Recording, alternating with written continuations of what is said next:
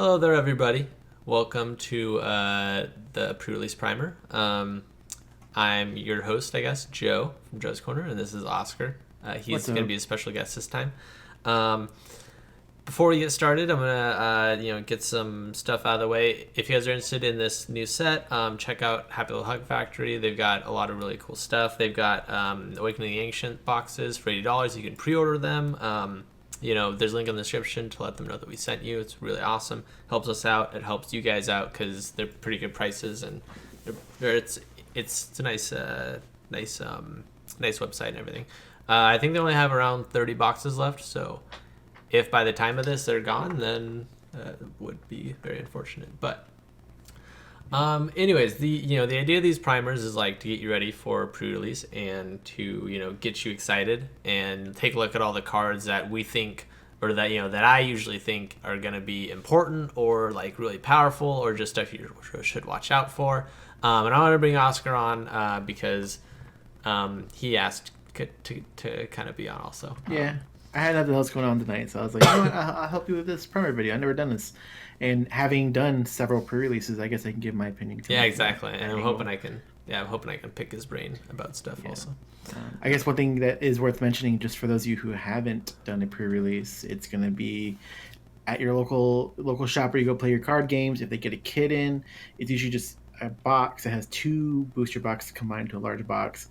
You got promos. You have about, I think, 8 of each of the basic stones. So I do recommend you take stones with you just so you can use for your stone deck.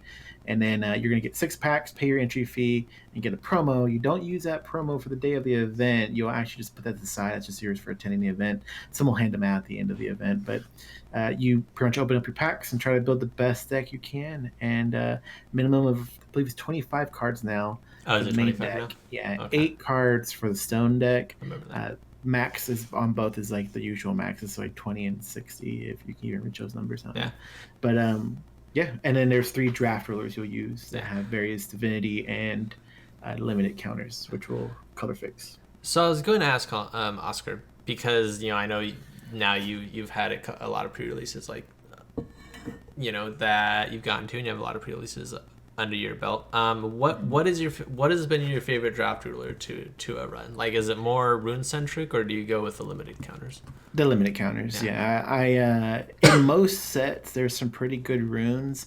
So I've been like, I think the only person running the light arcana, the arcana of, it's called the Arcana of something, right? Arcana of yeah, it's like war. Yeah, no, it's light. Well, the one I'm talking about, yeah, which has 3 limited counters, but only I think 6 divinity. Yeah, and that's only. But I think going into this set, I was looking at it, and I think there's 4 runes in each color, but one of each of those is a master rune, so there's only 3 runes per color, which I'll double check before we recorded. And so I feel like it'd be a better option to definitely go with the light one this go around. Okay, that's my opinion of my play style, though. So yeah, I've one this go around. I've always thought it definitely depends on what kind of packs you pull. Like, there shouldn't be a best ruler, draft ruler, but sometimes it's just like you just want the limited counters, regardless, because splashing is incredibly powerful and enforceable also. And in limited, you have such a good ability with your limited counters to splash colors that it's really worth looking into and worth doing. But yeah, so I guess first, I usually get into a lot of different stuff. First I wanted to get into kind of the bombs of the set, the things you guys are all kind of here for. One of the things.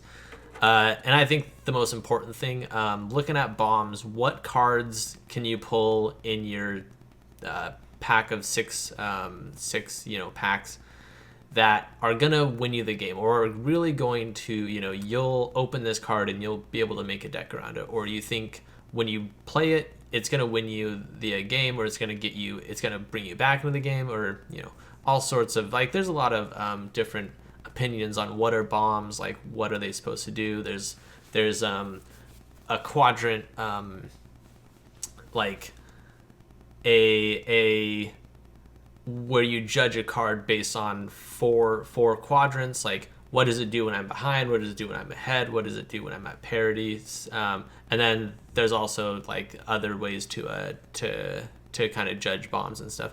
But we're gonna get into what we think are kind of the bombs of the set. I have a question. Yeah. Because you come from like the whole magic backgrounds, you do the whole bread thing, and I know that the first one's B for bomb. What is bomb per se? Like, because I always interpret it as this is a high cost but like high reward card. Like this dude, if I put him in, he's gonna cost me 6, but you know what? He's a 2017 with swiftness and flying, so I'm gonna swing hard with him when I get to put him out. Right. Which lightning dragon, whatever it's called, is what I'm referring to. Yeah, that's kind of the basic idea of them. Really, like, so let's go with the so there's a new, and I don't know how new it is, probably like 5 years old or something at this point. But somebody, and I don't know who, I'm not that good, but somebody had created a quadrant method to judging whether cards are like bombs or not, and it's 4 quadrants. And if a card falls in all 4 quadrants, then it's considered a bomb. So let me look up the quadrant method real quick. Quadrant theory. While you do that, we did pick 5 cards each. You picked 5, right? No, I picked like 12. Okay, well, I mean, you're right. He had me pick 5 cards. Yeah. Kind of 5 cards that I would, I guess, ideally, build a deck around. Now, when I've drafted in the past, I've often either tried, in which looked at what the cards did and tried to synergize it, Yeah. or I've just gone the easy route and it's like, well, what 2 colors are there the most cards of? And it's usually black and red from when I've opened packs. So I'm like, cool, I'm ready, a black red deck. Let's just throw in like 2 white cards or a white and a green card. Having the Arcana of Light, I have that color fixing to appropriately use those cards if needed, or when I'm calling my stones, if I hit like 3 black stones and no red, I can just color fix into the red type situation. But it's generally just, I usually just try to go the easy route when building it. So I'm trying to get in. My picks today, though, I went ahead and went realistic. Like I went like 1 SR, 1 rare, 3 uncommons. That's fair, yeah. Or 2 uncommons and a common, which is like kind of like right around a pool that you would end up opening up. Like you're not guaranteed an SR. You're not guaranteed. Wait, I guess you are going to guarantee a rare. A rare is in the pack, but I just try to break up that ratio. Yeah. Also, didn't think in the sealed format when you're running multiple colors that necessarily those cards say, oh, if this enters and you have 4 stones of the light stones and you do this, we're necessarily going to be that good in this in a sealed format. Like maybe in draft where you can draft more white stuff or one color that's more appropriate maybe, but yeah, in this I didn't think they were going to be that great, so I didn't pick any of those dudes. I did add them because I just wanted to look at some options and stuff if if people pull them and they want to try that kind of idea out. But okay, so the 4 quadrant theory, and I'm looking at the Magic article. I don't know if this is the first one or not that explains it, but there's 4 quadrants: opening or developing, and it's basically early part of the game. There's parity, which is when you're kind of stalled out on your bird state. Maybe you have 5 resonators, your opponent has 5 resonators. You don't want to attack because they can make good blocks. They don't want to attack because they don't have a flyer. That kind of stuff. You're winning. That's pretty obvious. Or you're losing. So a bomb has to be a good card in all 4 of those quadrants. I've always kind of like not really thought about like opening hands and stuff, because a lot of the stuff that I would consider still like bombs are fairly big 5 cost cards or 6 cost cards and stuff. But regardless, so if a card fits in the like 4 of those 4 quadrants, it's like a really, really good card. So winning is obviously like, if I play this card, do I win more? And the answer is usually yes. If I play this card when I'm behind, does it bring me back into the game or get me ahead? And that's kind of iffy. For example, board wipes are not really that good when you're winning, because if you've destroyed all your opponent's creatures, then board wipes don't do anything. That's why board wipes might not be considered a bomb using the quadrant theory. But if you're behind, then it brings you back into the game, and then even further gets you further ahead. So like that's one of the reasons it's considered a bomb. When you're at parity, so when you're kind of stalled out, board wipes are amazing because they get you into the winning state and they get you ahead. So that's kind of the quadrant theory of what is a bomb. If it satisfies all 4 of those requirements, then it's a bomb. It could be something like removal. It could be like a 2-cost resonator. It could be like there's a lot of bombs that aren't actual creatures that are just huge. But anyway, so I had a lot of bombs that I thought were just really amazing, and I'll try and kind of go through them and I'll get Oscar's take. But I'm going to ask Oscar what his 5 were first. I think it's pretty my 5 cards. Yeah. Not necessarily 5 bombs.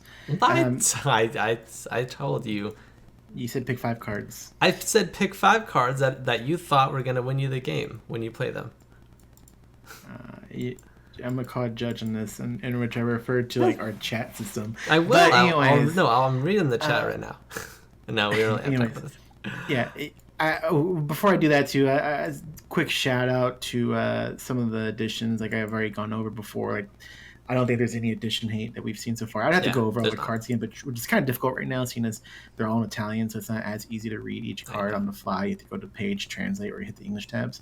But so as a result, I only wanted to pick one edition. I'll go over that one first, and that's going to be the Sacrificial Altar. To me, that's a pretty good card. Just again, I usually aim for a black-red deck because you think with black and red, usually you're going to have 1 removal and 2 swift dudes with possibly flying, which some of the dudes I picked had flying.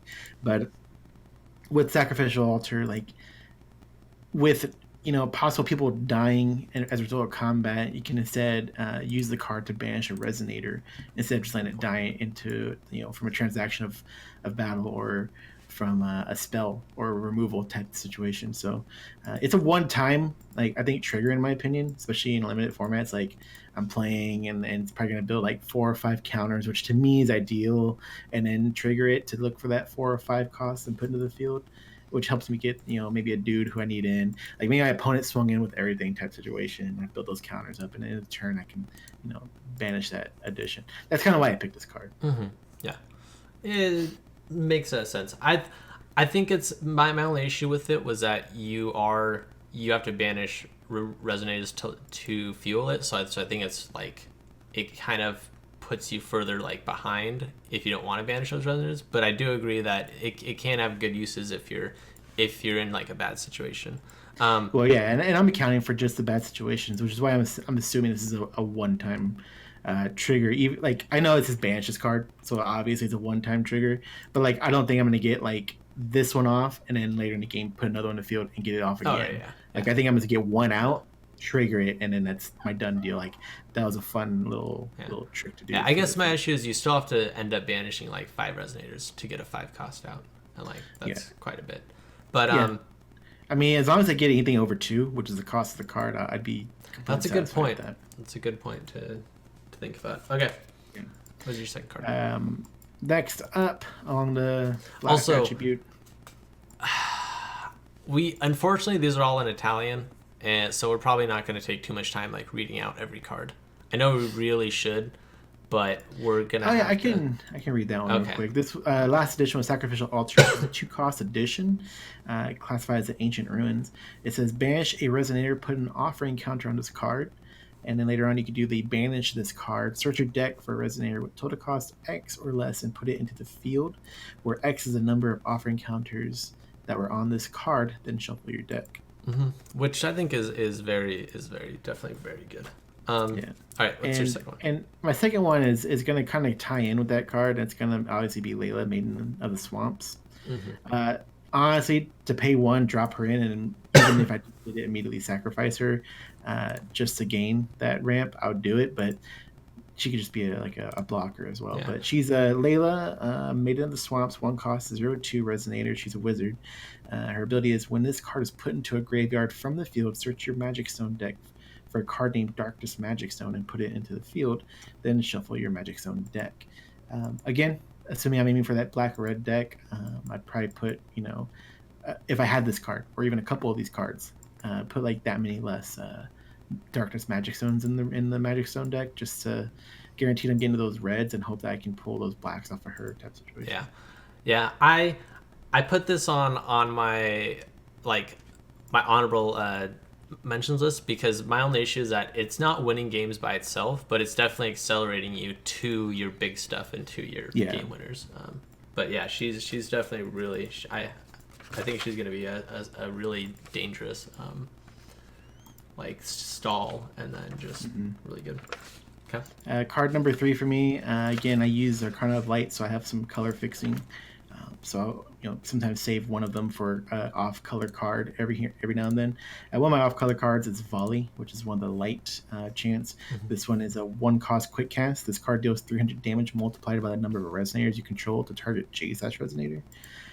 Just good removal. Just hit something for 3, 6, 900. Usually. And it's gonna be really easy because you're gonna have a decently sized board and stuff when you're when you're playing this. And if it's a common, there's you could have pulled like 2 or 3 of them, which I think is gonna be a real threat. Also, not to mention, I think a couple of the resonators just generate tokens, so that counts as a resonator, so they can go towards your number. I think there's really only one, and that's the 4/4. Okay, there's 2, but 2 skeletons.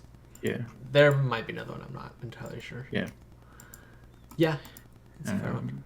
All right, so these next ones are the higher cost things that I might aim for with the addition, or just later in the game, trying to get a super big dude out so I can maybe finish this game off. And first one is Thunder Dragon. Thunder Dragon is a 4-cost, 3 red and a void, 9/800. Flying Swiftness. Enter, you may discard a card at random. If you do, this card deals 800 damage to target resonator. I would honestly just discard the card at random for that extra damage. Unless it's just a really amazing card, but this guy is so deadly because this is definitely one of my probably top favorite cards to have get or to play. It's so good because it's 4 costs, so it's low. It's 900, 800 with Flying Swiftness, which is amazing. Once you play him, you can dump your hand to almost probably board wipe your the whole field. This is definitely, I think, one of the best cards in the set. I think it's super good. My last dude. I guess, I didn't give tons of thought towards, but I just want another big dude in red. And that is Ushua, the Swordsman of Eternal Flame. He's a 6-cost, 3 red, 3 void, 17/11 resonator. It's a human. Ability, fire resonators you control gain swiftness. And then enter, look at the top 5 cards of your deck. And you put a resonator with total cost 5 or less from among them into the field. Put the rest on the bottom of your deck in random order. Thought this was pretty good. It doesn't specify in the enter ability that it has to be a fire resonator you're putting in the field, so it can be any colored resonator. So seeing as a red, black, and red odds are, then I can pick either one of the 2 colors. Yeah, there's a lot of super good there's a decent amount of really good really high cost guys that are going to be a huge threat in the set, and I think Ushua is definitely a really good pick. Especially because you're paying 6 and you're almost always going to at least get one card from your top 5 is probably going to be resonator. It might not be a great resonator, but it's going to be super good. Even a 3-cost resonator is going to be a big, a pretty strong, a pretty big threat. So it's you're paying 6 for 2 resonators. The swiftness is actually really good. And he has such a high damage that if he can squeak by damage or just get 1 or 2 hits with him, it's pretty much game over. So I definitely agree with Ushua. He was in my bombs list also. They're really good. All right, so I'm gonna go through a couple and we'll kind of talk it out, Oscar. Basically, these are the cards that I thought were bombs and stuff also. So my first top my top pick that I thought was gonna be my favorite because I went top down was Diabolos, God of Sealed Madness. He's a 5-cost, 12/10. When he enters, you choose a random resonator, then destroy all of the resonators, and you pay 600 life to give him Eternal. And so the reason I like this is because I love board wipe effects in Limited, and I love this guy's big enough that he's gonna come out and he's basically going to be unopposed for his turn, and then hopefully he's survived, and then coming into and actually there's not a lot of stuff that can take care of this guy, since you can just always pace 600 life. He's pretty much gonna drop. He's gonna stick, and he's gonna stick for pretty much the whole game. And I think he was probably my top pick. I actually like Thunder Dragon like a bit more. I like Ushua a lot, but Thunder Dragon was like, I ended like thinking about it. He comes in so fast with the swiftness, and just you can like board wipe with Thunder Dragon too. But Diabolos is definitely something that if you get him, he's like crazy. So I may have like missed when you said. So when you play Diabolos, you're paying the life no matter. Oh what? yeah. Okay. Yeah, definitely. Like 600 life is not a lot, and he's so like if you look at the 4 quadrants, right? Like if you're winning, he's gonna drop down. You're still gonna pay the life. You could probably kill a lot of your own resonators, but you're also gonna kill their resonators. But the point is that he's never gonna die. Like I think there's only 1 or 2 cards that remove cards from the game, and I wouldn't be that worried about them. But if you're behind and you're losing, like playing him gets you super far ahead. And if you're at parity, then playing him is like still really good, and he'll become like your solo resonator that'll like carry you through to the end of the game. So I definitely think that you always pay the life. If they try and destroy him, you always pay the 600 life to keep him. But yeah. Okay, I'm gonna have to kind of jump around on my screen. The next one I thought was a bomb was Beauty of Nature, just because it lets you like close out games, and it lets you finish games, and it also lets you dictate like blocks and stuff. Even though it's going to be a 3 cost, since you can't run a Chimimi, I still think at that level, and with the amount of like weird like field combinations and board combinations, I think it's going to come in handy a lot. Do you want to read these off like the way I was Yes, saying? sorry. I thought I read Diabolus, but I was like passing over this one.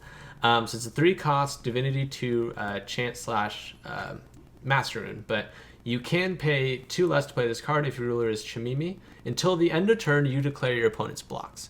And this also means that you can declare no blocks, which is why it's so good, because you can just sneak damage through. I don't know if I wanted to pick this one. I might skip this one. I like looking back at it now. I don't know if it was a good choice. I had one that was a trolley card. I chose the Return of God also, mainly because you get to look at the top 7 cards. So it's a 4 cost Divinity 2. Look at the top 7 cards of your deck. You may put a resonator with total cost X or less among them into the field, where X is the number of magic stones you control. So once you hit 4 and 5 mana, like you're looking through like a good 30% of your deck. You're getting hopefully like a 5 or 6 cost, one of your big resonators, that you need to win. So, but I don't know. It's good. My trolley card that I wanted to mention was Harvesting Seasons. Like it's in your rune deck, so you pay it for 1. It's like just mill yourself 10. Oh, that kind of, yeah. Yeah, just say, oh yeah, I'm not gonna win this mill. That's terrible. Go. Terrible. That's just a joke. Mm-hmm. It's the worst card in the By the way, because you're bouncing through colors, can you just mention the color you're on? Because all these Italian cards, it's hard to figure out which one you're looking at. I'm going black all the way down, so I'm on blue now. I destroyed Capital. Now, Oscar, I thought that Sacrificial Altar, because you had to banish resonators, I kind of wrote it off. You have kind of brought me around to it, but I think Destroyed Capital, which like board wipes on turn 5, or in 5 turns I should say, is going to be like a big threat too. Now that I'm looking at it though, it's a lot of turns. But the idea of like a slow and eventual board wipe, I think, is good enough to see. Yeah, and like again with no destruction on these additions, this is gonna be there. Yeah. Like it's always there's not many games off. that are going in as quickly as say a constructed game. These games will go a little bit longer than normal. Yeah, exactly. So that's why I really liked Destroyed Capital. The next one I was looking at was also blue. Freya's Transforming Staff. It's a 1 cost, 300, 300. This card gets +3/+3, and this card can't be blocked until you control 4 or more Magic Water Stones. Now, the reason I like this card is, again, games are going to go a little longer, and I like the unblockable stuff that, like she gets to, like, sneak in damage over and over, hopefully, until eventually you kind of might be able to kill him. But and at its, like, 1 cost, I just thought it could be really solid. On the other hand, though, I didn't think about the fact that you're not going to run a whole lot of water magic stones. You're going to be kind of mix and matching, or a single color of any of the stones. Yeah, Which exactly. is again why I ruled out these cards right here. Yeah, when you mentioned that, I definitely did not take that into effect. So I think that's a really good point that I hadn't considered. I had Fenrir obviously as one of my bombs. Like, he just does so much, and anything that's big, like flying and does a lot of damage, is going to be a bomb in limited, pretty much. Like, getting that like evasion and flying is just like, it's just so good for them. Yeah, I will point out, in like limited format though, it's a lot harder to hit all these runes as it is in constructed. Oh yeah, my thing is, though, you don't even, like, I wouldn't even consider his quick cast. Like, yes, it's really good, but you only need to use his enter and put the resonator onto the deck. Then you draw 2 cards, and then he starts actually being like a 10-10 or a 10-11 flyer. Like, if you take out his quick cast ability, he's gonna be just as good as he would normally. Like, just drawing 2 cards. Like, if this was a 6 cost that came in and was flying and drew you 2 cards, I would still probably think it was pretty good. Oh yeah, I think it was a bomb. But Ushua I also had, and Thunder Dragon. I'd like to give a special shout out. I think he's so cool. Before we leave blue, special shout out to Freya, because man, you see that secret rare print of her, or secret I did. Print of her? That's pretty. I don't know if you're able to throw that on the screen so people can see it. I will try. Spot there, but that is a nice card. Very nice. I remember the secrets of the last set and being like, these are nice. I'm not hating on them, but this one really blew me away when I saw that. Wow, I really hope I pull one of these. But yeah, it looks really good. Unfortunately, I don't think she's herself is that great. Yeah, in limited. Okay. The next one I was looking at was gotta go a couple through here.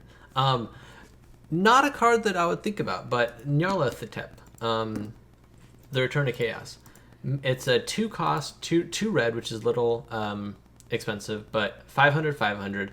You may play this card from your removed area. You pay 1 more to play this card from your removed area. You can rest her, remove her from the game, and draw a card. Then you can pay 2 red, remove her from your graveyard, and then banish a Fire Magic Stone, destroy target resonator. So obviously, I think this is interesting. The only reason I put this as like a bomb is because once you're kind of in these weird, like, going long board states, you can start playing around and like resting her and sending her into the remove from play, drawing a card, and then just like replaying her the same turn because you have so many stones up. She continually like recurs herself, and I actually really like being able to banish a magic stone. It does have to be a fire magic stone, which sucks. But if you bring like 12 stones, I think she's, once you get into those like late game things, you could like attack in, use her and destroy whatever's blocking. Like, I just think she has a lot of like recurability, and I think that having that is going to be pretty awesome. Yeah. And when you say she's expensive because she's 2 red, it's mostly because of the inconvenience of being 2 red as opposed to 1 in a void. Because in these random colored decks, you may not end up playing it when you want to play, or you think you're able to play it because you're like, call stone, it's red. Call stone, it's black. Call stone, it's black. Something like that. So. I had or Borozuki as one of my like honorable mentions, but I really just had to take her out because the 4 black is just, it's just too demanding. So I didn't keep her in. But Mountain Dragon was my next bomb. It's a 6 cost, 2,000, 1,500 flying. Enter, he deals 200 damage multiplied by the number of fire magic stones you control to target Resonator. Like, I just think this guy is like super duper good. You only have to attack twice with him to win the game. Like I said, anything that's flying and has a bunch of attack, I think is pretty bomby. So, and on top of that, like he's got really good removal. So, yeah, no, I like it. I mean, worst case scenario, let's just say you're doing 400 to something. At least you're doing 400, I guess. Yeah, exactly. But that's the stats are like what's crazy. Yeah, his stats are definitely why I would play him. Like he doesn't die to almost anything, like that he's blocking or attacking into. But one of the other dudes in white was Delphinius, the flying giant beast in the sky. He's a 6 cost, which is pretty expensive. 13, and actually expensive, but 13, 15. He has flying. Enter, destroy all resonators with flying your opponent controls. The thing I really liked about this guy was that, again, he's just big and huge and he's got flying.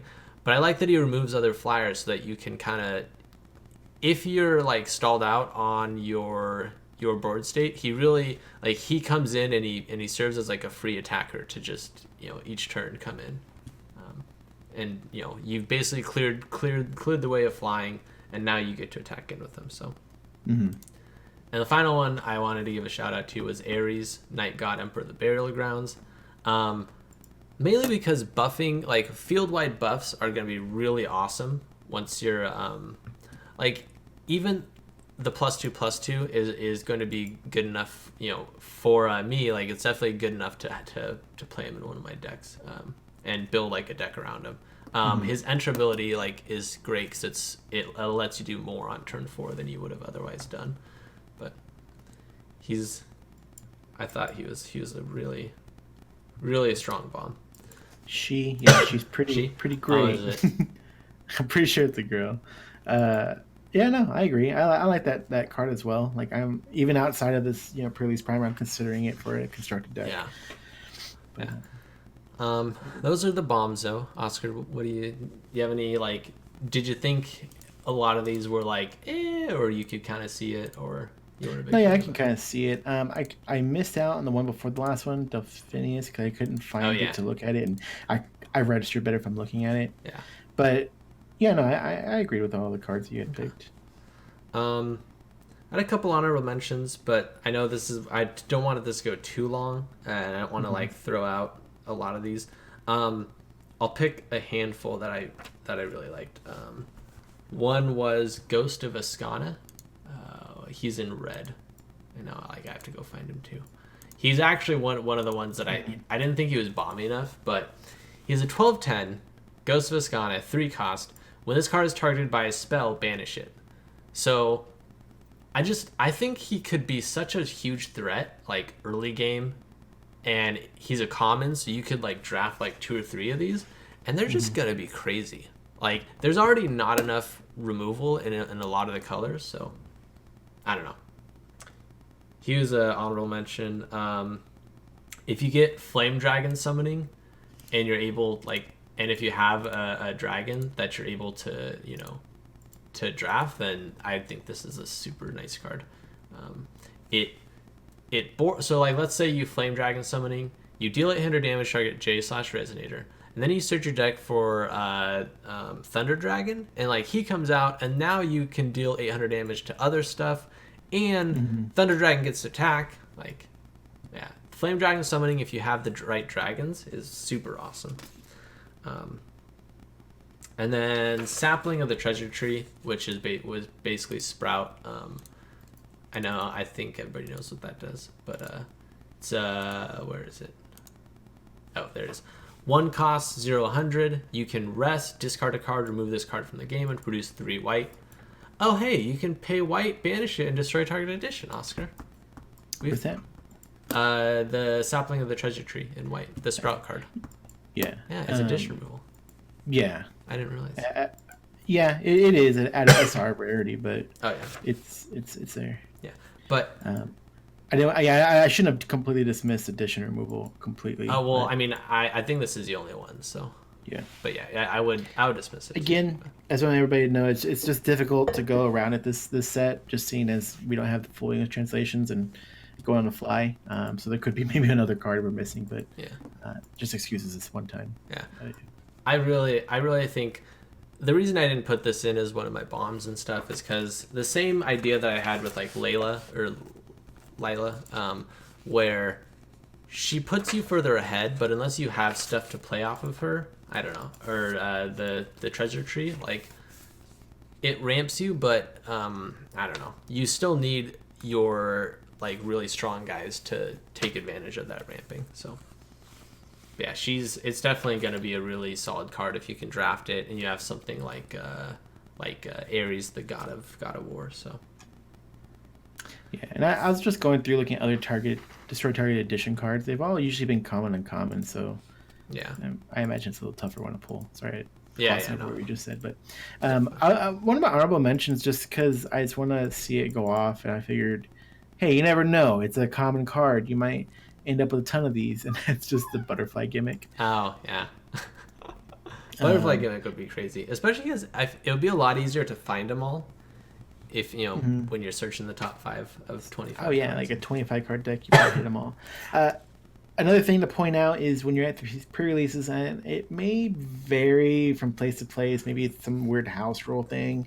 I've always known it as a thing, but if you, for some weird reason, let's just say you pulled one of these and a full art of these in each one of your packs, so that's what 6 packs, so it's 12 versions of this card. You can actually run all 12 of these cards in your deck. So any number of a card you pull, you can run that in a deck. You're not limited to the 4.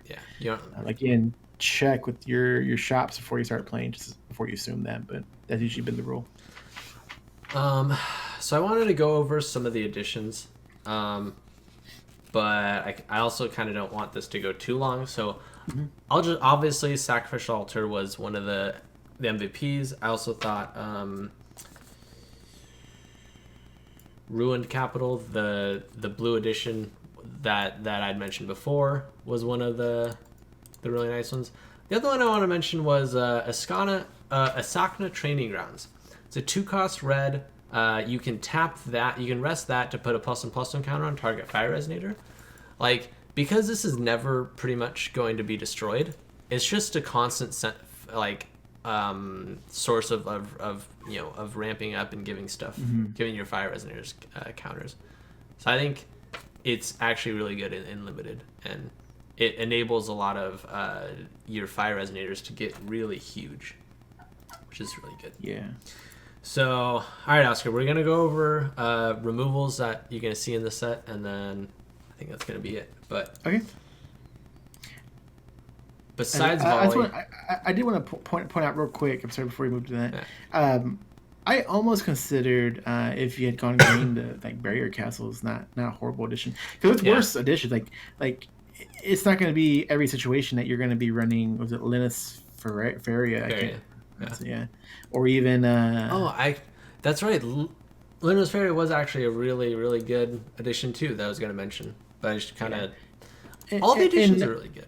They're all good, but some of them are situational. Like if I'm running a deck that has a decent amount of white, then yes, I'll run that. I know you can pay for Void with it as well, but I need to make sure I can guarantee I'm putting it in the field rather than using my counters to put into the field. Meanwhile, there's additions where it's pretty solid to get into the field because it's not depending on different colors to activate in a certain way. Yeah, I thought Barrier Castle is also really good. Like it protects your guys a little bit, and that's definitely should be enough. The other one, I remember I was going to bring this up too. Holy Knight Burial Grounds is actually really good too. Yeah. So it's just resonators you control gain +2/+2, as long as there are 3 or more graveyard counters on this card. This is a pretty good one too. I'd fix to put this into the field. Yeah, like it's not my color. It's a 1 cost. It's you're probably going to build those 3 counters up pretty quickly, and then it's just a buff forever. It's just like that's so difficult to actually deal with.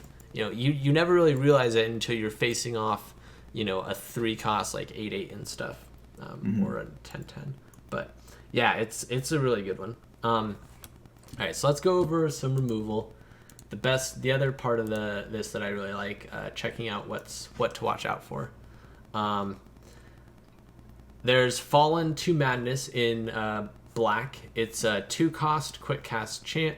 Target J Resonator gains +6/-6 until end of turn. If it was Awakened, it gains +1,000 -1,000 instead. The Awakening is kind of weak, but even the -600 is gonna come in handy. Yeah. At 2 costs, it's pretty nice. We also have Roar of Diabolus. There it is. It is a 3-cost Divinity 2 chant/rune. You may pay 1 black less to play this card from a rune area. You can only play it if you hold control a demon, but it's a straight target J Resonator, and its controller discards a card at random. And this is probably one of the better removal cards in this set. You need to have a demon for it, which is pretty restrictive. So you need to make sure you have that combo available, but otherwise it's super solid. I want to give a shout out to Perfect Matrix. Oh, I don't have the card up, do I? No, I don't. I want to give a shout out to Not Perfect Matrix because it's too. I think I decided that it was too expensive. So Demon card might be a little tough to hit. There's only 2 demons in the set. Are there? And it's Diabolos in that 2 cost, right? Yeah. Yeah, that's a good point. But it should be something that you have to watch out for. Keep it in the back of your mind. Al Said, the Harvester. She enters, put target Darkness Resonator with total cost 1 or less from your graveyard into the field. And you can rest her, banish 2 other Resonators, destroy target Resonator. Oh, that's actually really nasty. Like, that's not even that good. But, I thought it was banish another target Resonator, not 2 other Resonators. Yeah, she's rough. She's really, really... Yeah, probably don't run her for your removal. That's probably not good enough. In blue... Wait, am I in blue? Oh, yeah, green has, 0 actual removal cards, so... It has a burn card. Does it? Green? Isn't it Gunpowder Barrel? This card deals 200 damage. Oh yeah, 200 damage doesn't do anything. Nah, but I mean, I don't think that even kills anybody in this. Well, it kills 3 people. It kills it kills Sprout. It kills Freya also. Anyways, it's shit. It's situational. I wouldn't run it, but I might run it actually. I don't know. Yeah, I'd have to think about it. It kills the SR, I think, right? I said that Sprout. Yeah. No, I'm just SR. Huh? Algernon? Oh, Algernon. Yeah, it does. Algernon. Right. I mean, he can buff himself, but yeah. But then that's not bad though. And the 4C too is really nice. Ocean Beam. It's not a very good one. You may pay 2 less to play this card from Rune Area, which is really nice. Destroy target Resonator with total cost 4 or more. If you do, draw 2 cards. Now, this is one that I definitely consider playing because you're probably going to have to face something that's 4 or more. At 2 costs and drawing 2 cards, it's actually a really big swing. So I think this is one of the better removal out there. Yeah, I like it. Yeah. Definitely, I think it would be a go-to in your rune deck, though. So, Ocean Beam. Oh, Spiral of Chaos in red. It's really expensive, but considering how much damage it does and being able to do damage to your opponent, I think it's worth, maybe putting in your rune deck or even playing as a one of. Or you're probably only gonna get 1 or 2, but. It is really expensive though, so you definitely have to. It's definitely more of a late game kind of deal. But Shu, the Sovereign of Air, you can rest him to remove a fire card in your graveyard from the game. You can produce a red, and then you can rest him, pay a red, and discard a fire card to deal 600 damage to target Resonator. So that's really he in my mind is kind of like Thunder Dragon, where you can discard and use your it needs to be a fire card, but yeah he's one to watch out for. It's he's not the best, but he's definitely a good option for removal if you are lacking. Oh, this was a really bad one, wasn't it? Shaking of the Sands. It's a 5 cost. This card deals 2,000 damage to target Resonator or J Ruler, and 500 damage to its controller. So, considering this and like Spiral of Chaos, I'd probably even play this over Spiral of Chaos, but because they're both the same, this one deals 2,000 damage though. But yeah, it's like I said, it's expensive, but it's still not, still not bad. Nyarlathotep is a one to keep an eye on. They have to banish a Magic Stone in order to destroy target Resonator. But it is out there. So yeah. I mean, depending on when you do that, it could be worth it. Oh yeah, save your life. No, and like attacking in or sneaking in damage like that is always going to be really good. And there's not a whole lot of cards here that let you do that anyways. So Mountain Dragon though is another one that I was pointing out. He's obviously like a bomb and removal and all this other stuff, so I really liked him though. Shout out to Volley, that Oscar thinks so highly of. I think it's a really excellent removal card, especially if you can run multiple copies of this. Mm-hmm. and you have that kind of stalled board state, so it's really solid. It's a super good one. I had Shower of Light Blades. It's a 3 cost Divinity 2. You pay 1 more to play this card from a rune area, which is a little restrictive, but destroy target attacking or blocking Resonator. And even at 4 costs, like removal is pretty decent at 4 costs still. But ideally, you want to keep this like in your deck and be able to play it, for the 3 costs that it is. And it's really nice at 3 cost for sure. And finally, I had Moonlight Nocturne. It's you pay 1 white more to play this card from a rune area, return target rested Resonator to its owner's hand, and force C2. So yeah, that's pretty much like soft removal. And I know there's like a handful of other removal cards that I think I missed, but I think I either didn't like it or didn't think it was that good of removal. But like Fenrir is another one that I didn't really put in this list. But yeah, that's about it. What do you think, Oscar? What are you most scared about? Like your opponent? I think the additions I'm most scared about. Like, yeah, we found like 1 or 2 removals here and there, but like thinking and like looking at the card you just went over with the blades, and like, I mean, yeah, it's not bad. 3 if I run in my deck, 4 if it's in my rune deck. Oh, what if they have the Castle Barrier card in green, and then I'm paying 1 extra if I even want to hit it. Things like that just start to go through your head, but. I don't know. I think the additions will be the trickiest part. It's definitely going to be a battle of additions, and then people hoping that they pull, maybe that Sprout. And then, I don't know. We'll see what happens. Yeah.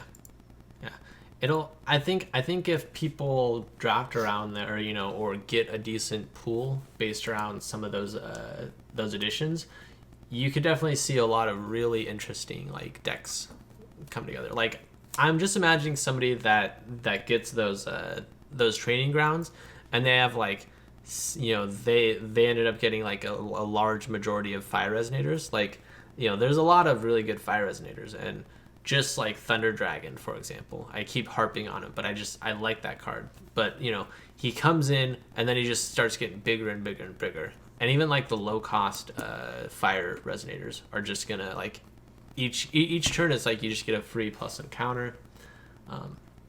The Sacrificial Altar is definitely like, if they end up drafting the Resonator that brings in 2 skeletons, like that's a perfectly reasonable combo that somebody is going to want to play around with. So yeah, the additions are going to be very interesting to see how those play out. That's all I had.